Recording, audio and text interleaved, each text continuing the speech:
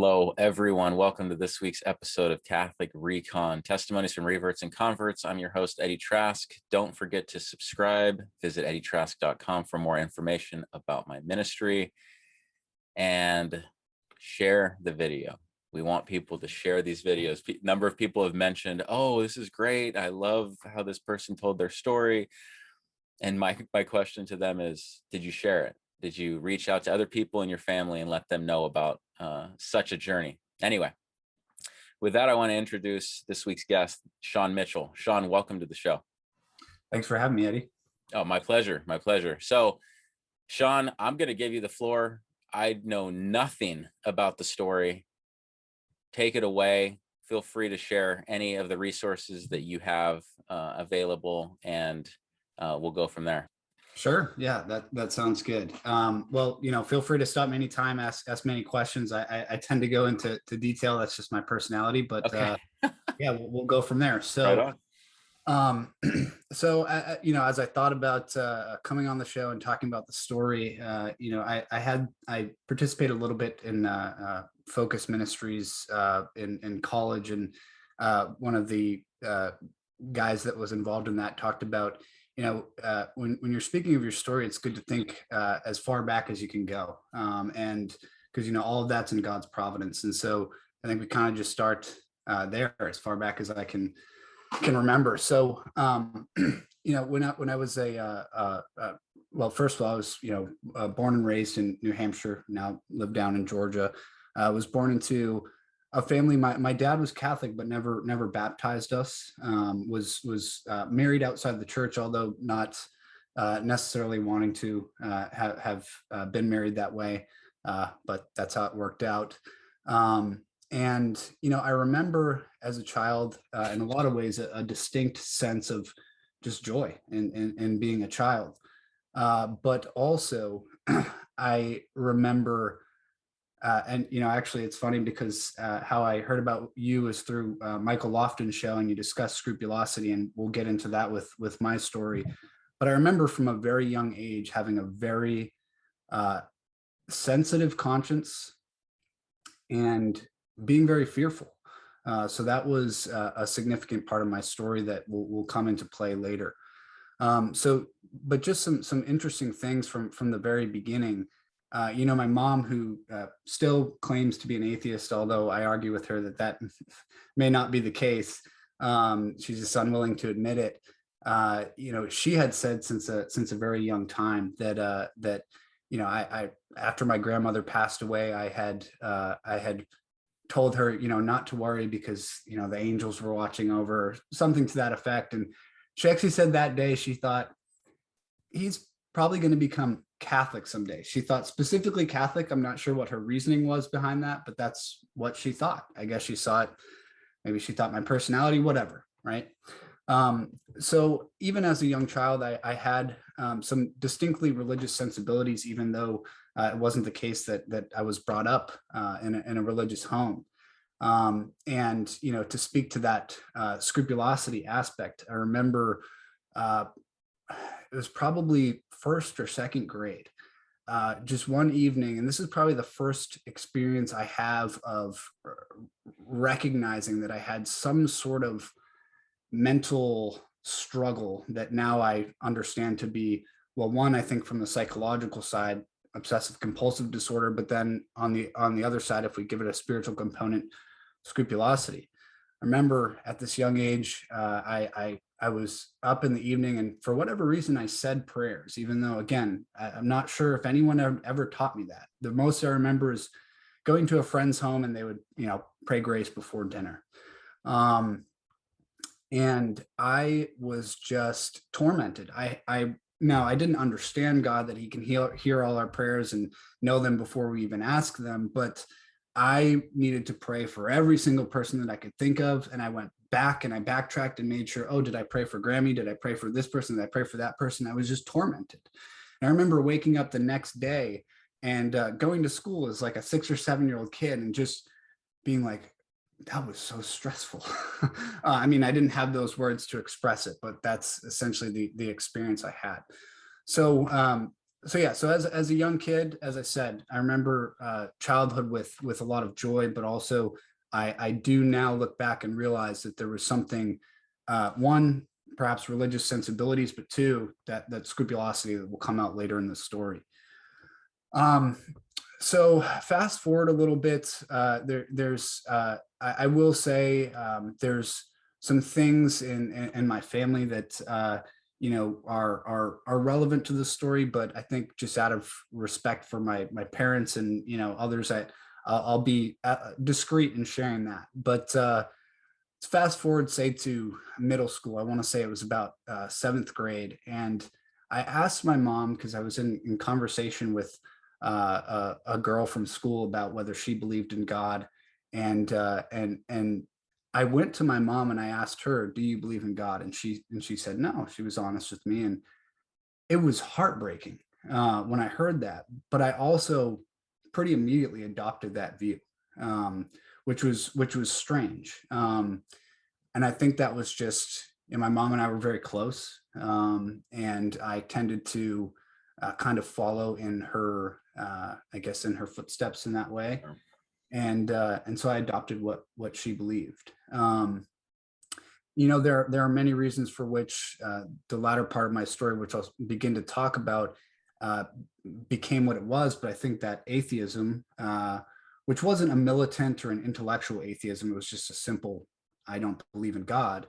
I think that contributed largely to the lifestyle that I began to live. So fast forward a little bit more, and we're looking at the summer before my freshman year of high school, and that was the first time that, I mean, even prior to that, I was engaging in activity with girls that was not appropriate. I mean, especially for the age. But then, fast forward to that summer before my freshman year of high school, and that was the first time that I experimented with marijuana, and kind of moved further into sexual promiscuity and things of that nature. And I want by no means to glorify the sin as I speak of my story, but so I'll be explicit about, not explicit, but clear about the things that I did. Yeah. But try to touch on it lightly as well. So I guess from there until, let's say, it was probably my gosh my the summer before my senior year of high school. From there until about then, my life was just racked by constant use of marijuana, use of other drugs, reckless behavior. I think back now, and I really do shudder with fear over how many times I could have died from the things that I was participating in.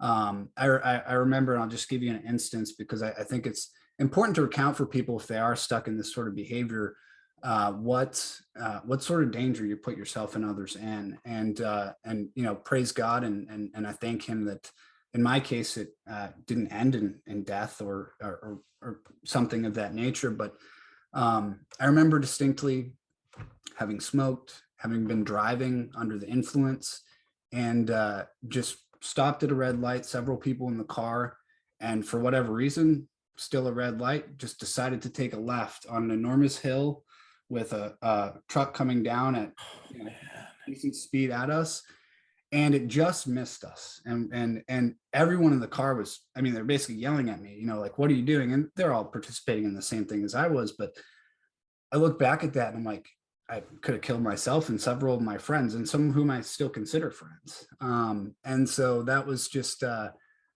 look back and it's just it's a blessing, and it's a humbling experience. And it's, something that again, I shudder with fear even to think about it to this day.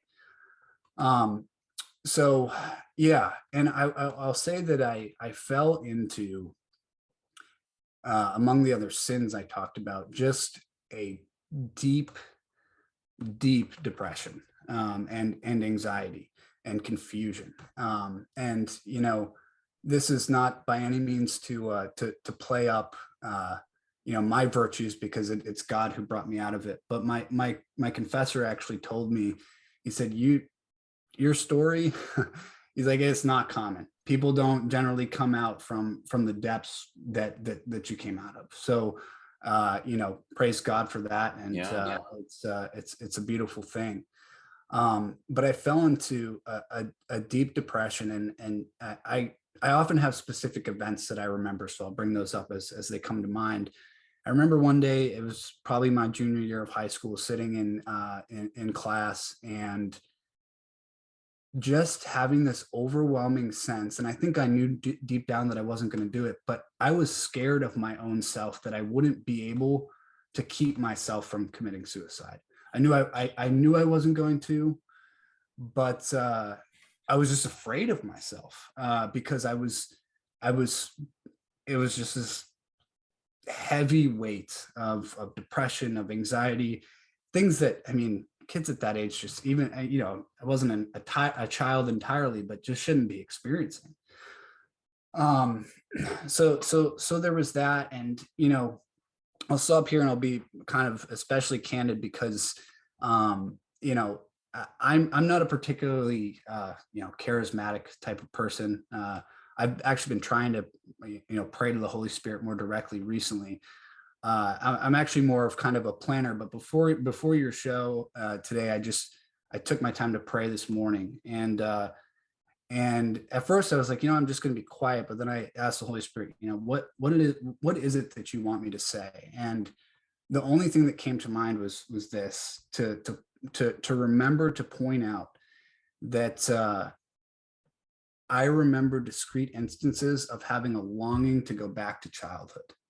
And I think that is an extremely important point that we'll get to a little bit later, but that's what coming to Christ is, because Christ brings us to the Father, and he brings us into relationship as sons. Pope Benedict speaks of it as, or Ratzinger at the time speaks of it as, sons in the Son. And so, yeah, if there's anything I want people to take away, it's just that, because if I really did hear the Holy Spirit, then that's what he wants them to do as well. We'll leave that to the viewers to decide if that's authentic. So anyways, fast forward to this end of my junior year in high school, and I was arrested. It was not for anything. I mean, it wasn't good, but I was at a party, 35 or so kids, broken up by the police. And in New Hampshire, they have laws for what they call internal possession. So I had a certain level of alcohol in my body. They were able to detect that. That's illegal. I was arrested. And I don't remember it as kind of the distinct turning point, but it was, because after that, I pretty much abandoned the things that I was doing, more or less. There were, here and there, I made the same mistakes, but more or less had abandoned them. And at the time, I was dating a girl who had kind of a history of, I guess, Christianity in her family. And she went to a Methodist church. And I will say the one thing that I hadn't abandoned is the sort of relations with her that I shouldn't have been having. And I asked her, I said, I think we should go to church. And I didn't know why. I think I just wanted something more, as we all do. Yeah. And so we went to this Methodist church, and it was, gosh, it's a song I hear them sing in the Catholic church sometimes, but one of the more just kind of contemporary Christian songs. And I heard it, and I just, I started crying right there in the church. And I guess that emotional experience, which may or may not have come about through God. Which church? I didn't catch that. A Methodist church. It was a Methodist church. So you went to her church. Got it. Okay. Yeah, exactly. And so, for whatever reason, I wanted to go back, and I did. And then eventually, I decided, honestly, without now as I look back, explicit faith in Christ, which is strange, because mine, although it's funny, I'm known among my friends and in my family to be a pretty intellectual person. My conversion was not intellectual. So even without explicit faith in Christ necessarily, I wanted to get baptized in that Methodist church, and so I did. Now, oddly, because this isn't typically the case, it was not a valid baptism. It was only in the name of Jesus. Typically, it is they're Methodist, as I understand it, or Trinitarian. Yeah. And we'll get to, in a weird way, the beauty of that as it ties into my story afterwards. So anyways, I do that, and that's happening the summer before my senior year. And I get to my senior year, and this is really where the story and the journey toward Catholicism begins. So I cannot speak highly enough of my high school teacher that I had, that completely changed the trajectory of my life. Anyone in my life who was close to me knew this. My school was, for all intents and purposes, a public school. You didn't have to pay to go there. There were 3,500 students, but it was semi-private, is I guess how you could term it. And certainly had all the political correctness and stuff that prevents, teachers from being able to speak boldly. So anyways, again, this guy's class, Mr. McMahon, we still talk pretty frequently. And the first day, he starts class with, "You're all failures." Sorry, my phone's on. Let me just turn off the notifications here. He said, "You're all failures," and everyone's kind of up in arms. And he's a funny guy, and he's like, "Well, why are you getting all defensive?" He's like, "Do you know what a failure is?" And we spent the entire class defining what it is to be a failure. And really, the way that he defined it was as sin is often defined, to miss the mark. And he said, is it not true that we all miss the mark to some extent here or there in our lives? And so in that sense, we're all failures. So I was just intrigued from day one. I was like, this guy's just, I didn't like him. I saw him as this kind of just too conservative, just middle-aged guy. But at the same time, I was just intrigued. And so, yeah, I mean, there are so many stories. There are so many things that he said. But I mean, long story short, his class was about, the way that he had described it was, this class is going to be an adult class, and we're going to have adult conversations. I mean, he's talking to 17, 18-year-old kids. And he's like, so we can talk about anything you'd like. We can talk about human sexuality. We can talk about religion. We can talk about politics. We can talk about X, Y, and Z. Just ran the gamut. Wow. And yeah, and the class was the class was called Media and Communication. So he factored that as he could. But really, he just made it a discussion of a class of free dialogue. Yeah. And one thing that I had noticed as I sat in his class was, agree with him or not, this guy knows what he believes, and he knows why. And he was going to be able to tell us why that was, whether it was politics, which now I would disagree with him a little bit. I don't go necessarily as far right as he does say on politics, or even on Vatican II, right? Although I love him to death, and he's a wonderful man. But I knew that he knew what he believed. And he always had these awesome little aphorisms up on the board in class. One that I remember was, if you'd like to understand, you must first stand under, which I thought was just awesome. Like, one, stand under just the people in your life who are wiser than you and know better than you, but ultimately stand under God. So I began in his class. And by the way, stop me anytime if no, I'm loving it. Go. So I began pretty much every day after class, just staying after class and talking to him. And then eventually I began every Tuesday going in, and he would spend an entire free period with my friends and I. And he would more or less evangelize us. I don't actually remember many times when he explicitly talked about the faith. I do remember a couple instances when he explained to me why Catholics believe what they do about Mary and so forth, and I can't remember what really solidified it for me in terms of why I wanted to become Catholic, aside from just having faith. But I do remember that he told me, he said, why don't you just go to mass? Just try it out. And I went, and it was to a church in my town, which was, maybe standard Novus Ordo church, with an old priest who was boring. And I went in and I didn't like it, but I sensed something there. And so I just kept going back every week. And what it ultimately resulted in was that movement towards the faith. If I could just backtrack for 1 second and just tell one story, just because any chance I can get to honor this teacher of mine, I want to just show how good of a man he was. So as I said, we would sit and talk with him every Tuesday. A friend of mine who also had a conversion. He's not Catholic, but he's devoted himself to Christian faith since then. And he had a father who, cheated on his mom, and he spoke of this to my teacher, and he said, my dad messed up, but he used a more colorful word, a very colorful word, in front of the teacher. And Mr.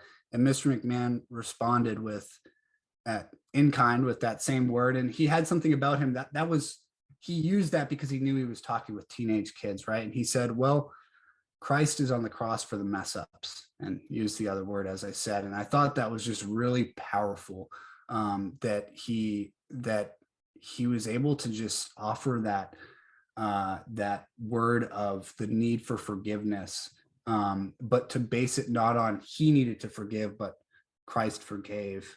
And that's where our forgiveness ought to spring from. So basically, from there, I just wanted to become Catholic and pursued that, and that ultimately resulted in my becoming Catholic when I was 19, Easter 2011. And I just remember when I called the church, wanting to go through their RCIA program, and I just remember getting a call back from them saying that they were willing to have me go through it. And I was just ecstatic. And I look back on that and I'm like, we can't base our faith on emotional experiences, but there's something to that. And I just know that that came about as a result of knowing that what I was about to pursue was true. And so I think a lot of conversion stories kind of stop there. But I think one thing that's important to point out is that was kind of the beginning of my conversion story, was having become Catholic. One interesting tidbit is that my dad, and I didn't know at the time kind of the whole marriage thing and this and that, but I had a wonderful priest, and I asked him if my dad, which isn't even technically allowed, could be my confirmation sponsor. But his response was, well, if he comes to mass every Sunday and goes to confession, then sure, I'm fine with it. And my dad did. So that was just beautiful. And he's since kind of, flip-flopped and fallen away a little bit, but I think that, the seed was planted. So, we have hope for that. So I became Catholic, and then I quickly became, perhaps overly zealous. But that never happens. That never yeah, happens. Come on. Yeah, exactly. And I'll tell you, that's actually, to this day, I'm a little timid. I mean, oddly enough, I'm on a show sharing my faith, but I'm a little timid about doing it just person to person. And part of the reason for that is I remember friends, when I would, if I'd speak up about some aspect of Christian morality, I remember one of them just essentially calling me a religious nut.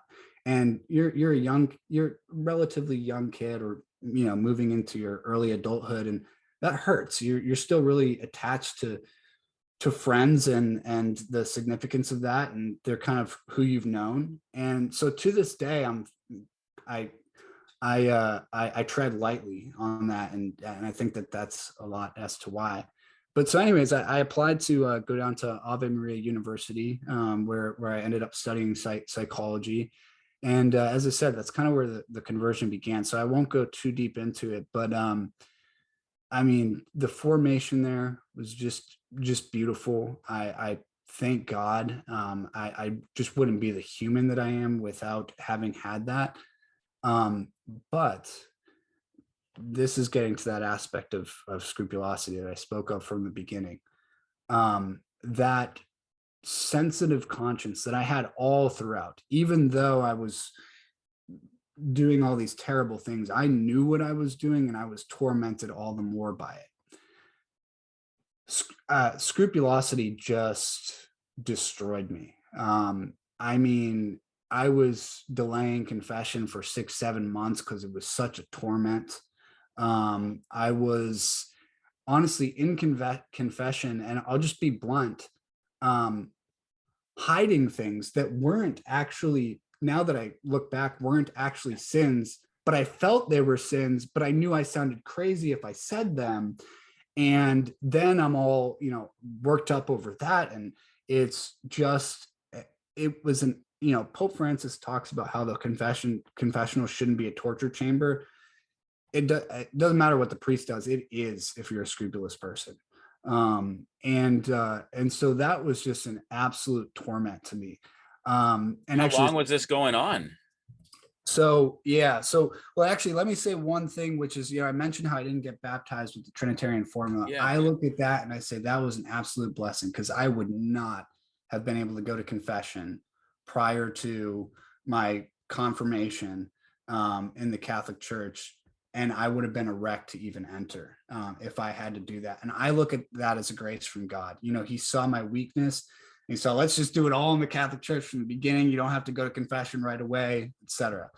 So this continued. I mean, to this day, it still continues to some extent, but it continued all throughout my time at Ave Maria into my early marriage, which was in 2015, and again, still continues to this day.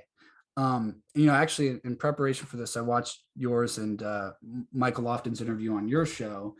And, he spoke of it as, kind of an issue of formation of the conscience, which is true, of an issue of spiritual, which is true. But, just to anyone who may be struggling with this, it may very well be what my case is largely, which is, I hope I can be this candid on the show. I have diagnosed obsessive compulsive disorder. Sure. And actually it's in the family, and it's something, as I understand, that gets kind of regressive over time. So as my grandfather might have had it and been able to cope, it kind of gets worse, as I understand it, as you go down the chain and the genealogy and so forth. So I'll be honest, confession was a huge part of getting rid of it, but I ended up having to take medication for it. And I think that there's no shame in that. And that really was the turning point that allowed me to start going to confession regularly. And then that brought the spiritual healing that was required for the scrupulosity. And yeah, I guess I'd just say, to kind of tie it all together,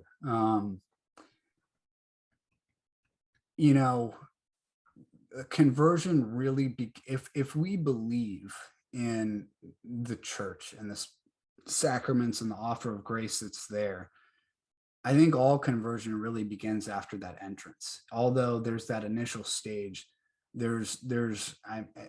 nothing can replace the grace of the sacraments. Nothing can replace immersing yourself in the spiritual wisdom of the church, and just kind of over time being chastened by God and being formed by good friends and older people who are more wise than you, and so forth. So yeah, there's probably a lot I missed, but I guess I'd say that's in a nutshell the story. That's amazing. And when you talk about still dealing with the scrupulosity. I think you mentioned a confessor as well. So you're Yes. actively working through that, because there are, and Michael can attest to this, there are a number of people that are saying, yes, I've overcome the big, maybe 80% of it, but there's this lingering stuff. And I still have little traces that try to get at me, and I think of St. Francis de Sales, where it's kind of, you're shooing away flies. Like, that's not a sin, or you already know the truth, and yet there's this whisper or something that's trying to get you to go back in time. So is that right? The confessor is really just helping you The come out of confessors. that? Yeah, the confessor has been huge. It's interesting though, because so I try to go to confession once a month, and actually I had a confessor at Ave Maria University who actually told me that I could only go once a month, because sometimes that's what scrupulous people need, is to know, like, hey, you can't, come back every day, this and that. Although I wasn't really, but he just said, let's make that a rule. But it's interesting because my confessor is almost the opposite of what you typically, I mean, he's Orthodox, he's a good priest, but also almost the opposite of what you typically think would work well for a scrupulous person. He is very much like, you make your own decisions and freedom of conscience oriented, which at first I thought, this isn't going to work. But, my wife recommended that I go to him. She knows him well. And, honestly, he's been good for me, but I think it's the grace of the sacrament provides healing. It is a sacrament of healing.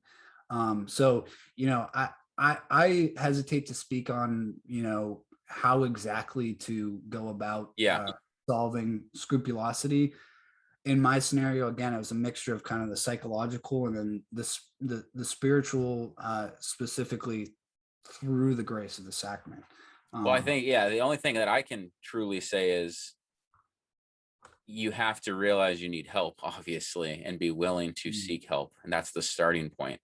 And then from there, the Holy Spirit can put people in your life, that can truly help. So yeah, I'll say, and my wife is one of those people. And I know your story, when you talked about it, your scrupulosity was kind of, you were going to your wife to make those confessions in the absence of a priest, right? And I remember, as I was younger, I there was a distinct thing that I did at school that was pretty bad, but not like I mean, all things considered, not terrible. Especially I was like in fourth grade, and I went and confessed to my mom, but then I felt that I didn't confess it enough, and then I confessed it more, and it was like days upon days, and I was tormented and this and that. But anyways, I losing my train of thought there a little bit. My wife, she's one of those people, and I think that you need people who are going. You don't want people who are going to reinforce your scrupulosity.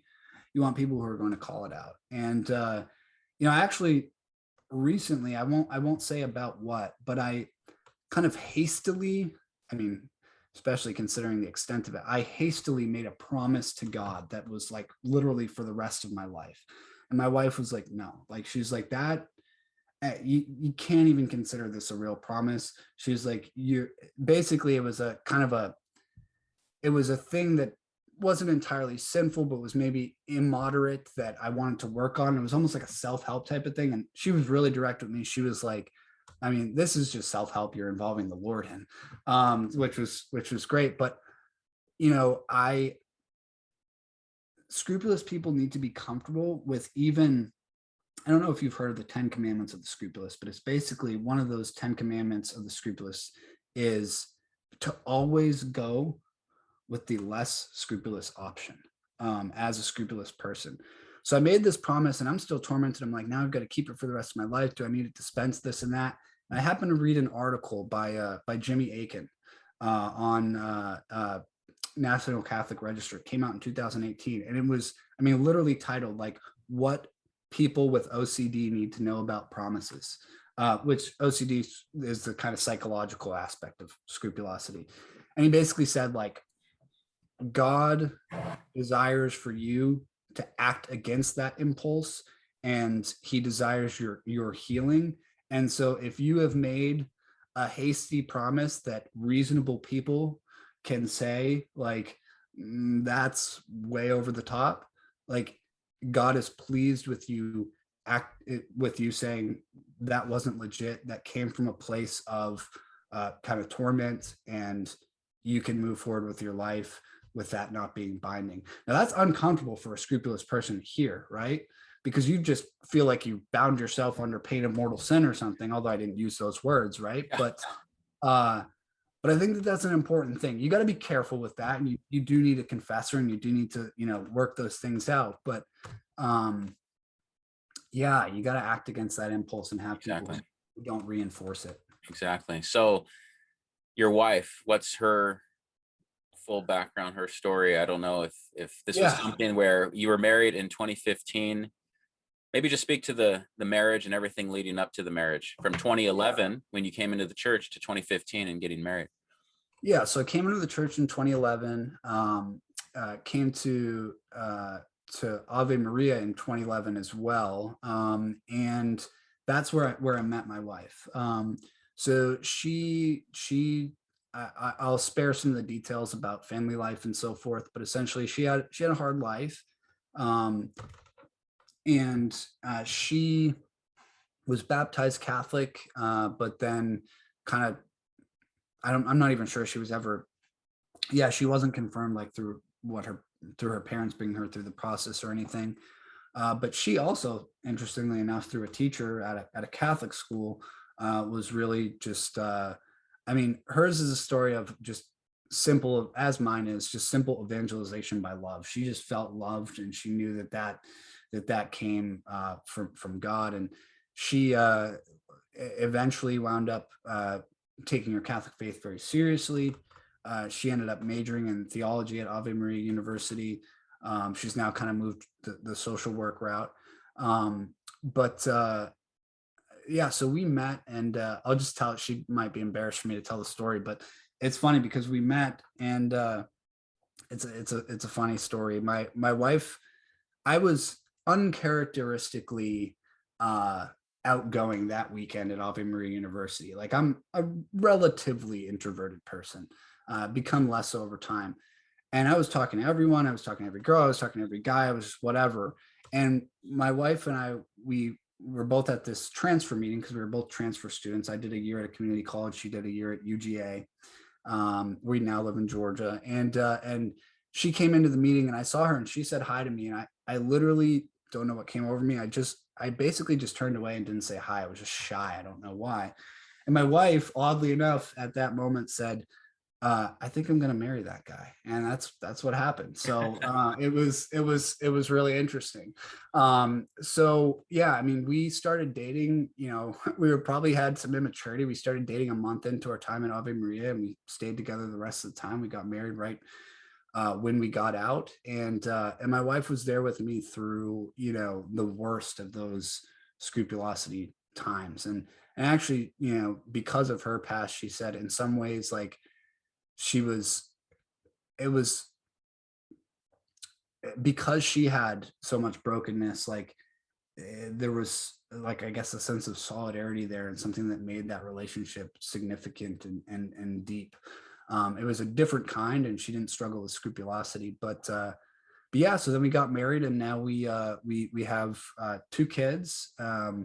And I won't say too much, but if your viewers and you would pray for them, we've got 2 kids with significant health problems, and that's struggle. And we recently had kind of a failed adoption with a teenager who we were really hopeful for, because my wife works with teenage girls in an emergency shelter, essentially. But yeah, it's been a beautiful ride. And if I can say anything, just to speak to that aspect, because the aspect of marriage and how that plays into conversion, my confessor always talks about how, like, remember that marriage is a sacrament. You are living a sacrament, and you are receiving grace from a sacrament. You're entering into a sacrament on a daily basis. And so that's in itself beautiful. And there are going to be, especially as Catholics, like, my wife and I have totally different dispositions. I tend towards, and I'll credit, by the way, someone like a Michael Lofton and his show with keeping me away from this, but I tend towards an extreme traditionalism, and my wife tends maybe even towards like a little left in the church, right? And man, there have been some serious arguments about that, and some biting comments that I still regret. And I think that one thing to always remember is, like, you're only going to have as much common ground as you can in marriage, and then you need to be able to just love, and stay away. This is just a personal uh, uh, piece of advice for me. Stay away from the people chattering on the internet who are just stirring up anger in the faithful. I'm not going to name names. I think a lot of us know who they are. But don't let that stuff destroy your spiritual life, because at least in my case, it will come into your marriage, it will come into your friendships, it'll do all of that.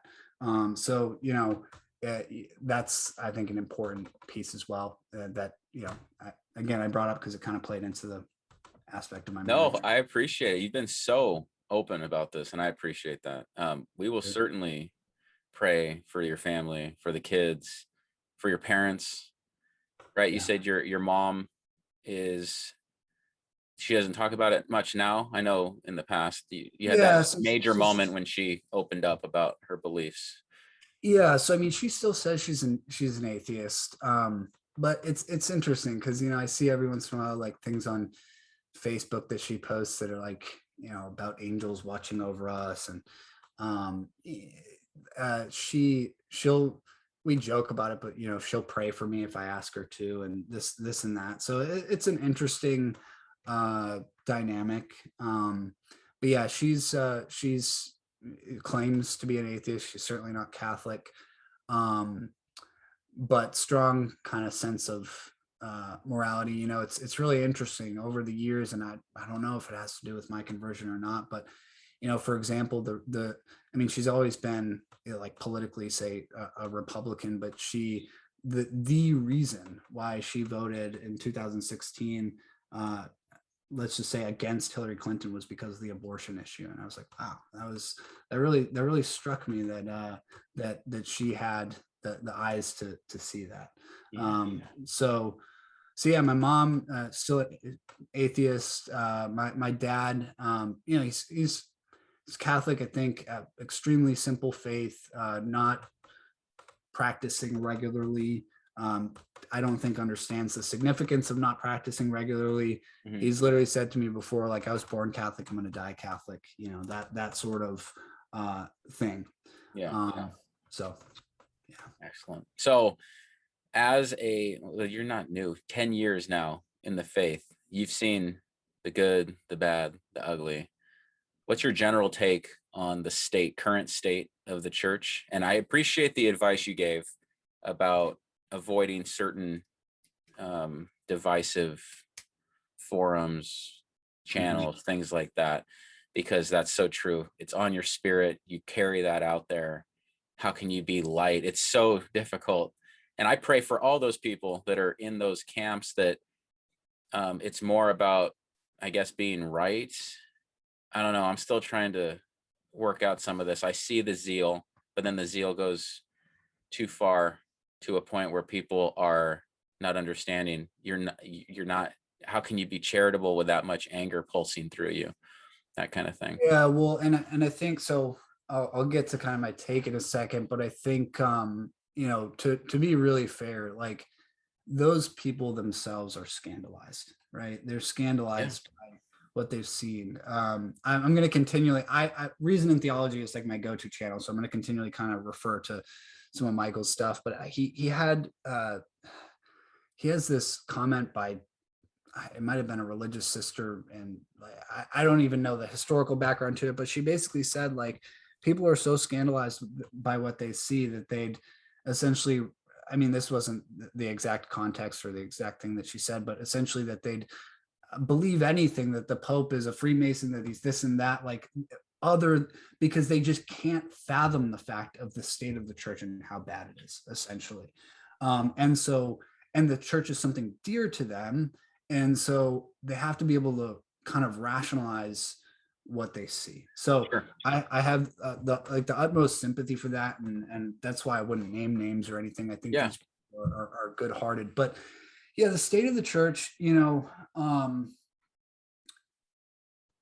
I remain, I try to remain or refrain from judgment. Let's say specifically about Pope Francis. Um, I don't know. Let's take, for example, Traditionis Custodes. I myself, not my wife, she's not the biggest fan, but I try to attend the traditional Latin Mass fairly frequently. I love it. I'm drawn to it. But I guess my view on it would be this, is to like some, and this is just an instance of something that we can use as an example. Um, I I tend to just say let's interpret things as charitably as we can, and let's take Pope Francis at his word for what he said. Let's, you know, if there's room to disagree on prudential matters, this and that, let's do that. Yep. And otherwise, just live the faith. Yeah. And I don't want to act as though, you know, we should bury our heads in the sand, because obviously, I mean, going back to the McCarrick scandals, and I mean, there's plenty of scandal to go around. But recognize it, pray that it ceases, and live your faith. Because I think if again, if you go down that road, it's one rabbit hole after another, and Yeah. you may find yourself out of the church. Yep. After that. Yep. Well, one thing I think we can all do, that I don't know how many people are doing it, but we've got to pray for all. It seems like there are a lot of different camps, and we've got to pray for its reunification within the church.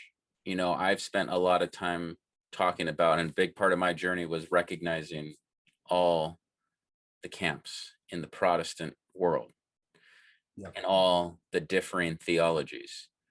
Well, even though it's not the same, as I've advocated for before, as it relates to a statement of faith, we're all under one roof, the cliques start to form, and it gets a little bit difficult for those that are coming into the church to see that and say, I just left that type of community. Can't even call it community. We just need to pray more for that and be willing to I guess just discuss it, because that's what Michael mentioned as well, where if you are unwilling to acknowledge the sins in your life and the church, right, then what good is your witness if you come across as if everything is peachy always in order to make your point, or you feel that has to be true in order to make your point? Well, it's not going to work out, clearly. Yeah, and you know, and I'll speak because this is kind of the side that I tend towards. Although I think, you know, praise God, I've kind of moved away from radical traditionalism, let's say. But Yeah. you know, just to speak to those people, I would ask, you know, for as I have had to do some soul searching. I'm going to make a statement here that a lot of people are not going to like, but you know, Bishop Barron is not your enemy.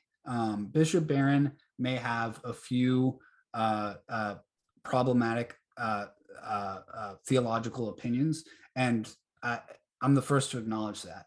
And they may be serious, right?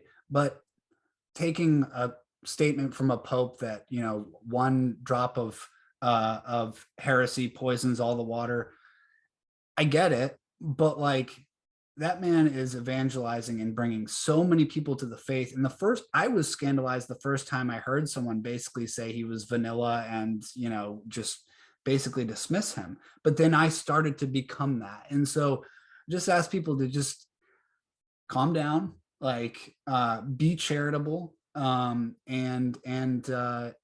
recognize that we're all really seeking and moving after the same thing, which is Christ. Very good. Very good. And it forces you, this is the last thing I'm going to say, and then we'll end it. Sure. It forces you into a position to whoever you're listening to at that moment. You don't think there's someone over your shoulder that's going to recognize the person that you have put on a pedestal in some way. You don't think that person's going to say, he just had something that I disagree with. He's vanilla. It's so ridiculous. It's so dangerous to start calling out people based on one instance or two instances and not recognize some of the good that they're contributing. And plus, it puts you in a position also where you are, I guess, looking for someone that mirrors everything that you've personally interpreted, every decision, using your prudential judgment. Oh, he aligns with my thoughts, so he's right at this moment. It's Yeah, so I'll say, and I think the unfortunate thing is I think some people genuinely lose what's called, I guess it's the sensus fidei or sensus fidelium, the sense of faith. oh, right? sure. Yeah. But my spiritual director talked about this, like the faithful really do have a sense of faith, which I think gets marred as you immerse yourself in some of these really kind of ideologically oriented figures. But listen to that. As my spiritual director is just really simple. He said, like, if you sense that something is off from what you really know about Catholic doctrine, like pause and think about it. And like I'll say, like, through the formation I received at Ave Maria, which was beautiful, I just had a coming out of that school, like I had just a docility to the magisterium, maybe even excessive. Like, I know, for example, maybe the catechism is not infallible. Maybe we can argue with pieces of it here and there, but like my default was to have a docility. And then I moved away from that. And I think, and I've since come back, but I think I was noticing here and there, oh, that's a little off, but I was tolerating it because the emotions were being stirred up. Everything was kind of gearing me towards developing a more kind of radical and uncharitable position in a lot of ways. So yeah, definitely guard against that. I've not, I only discovered your channel a little while back, but from what I see, your channel is great. I know how you ended your interview on Reason and Theology, where you just stressed the need for charity. And I think that, that's at the end of the day, like, faith, hope, and love remain, but the greatest of these is love. Yeah. So. Yeah, we can just try our best. So Sean, thank you so much. Thanks again for being so candid. It takes a lot of courage. So I appreciate that. Everyone, until next time, take care and God bless.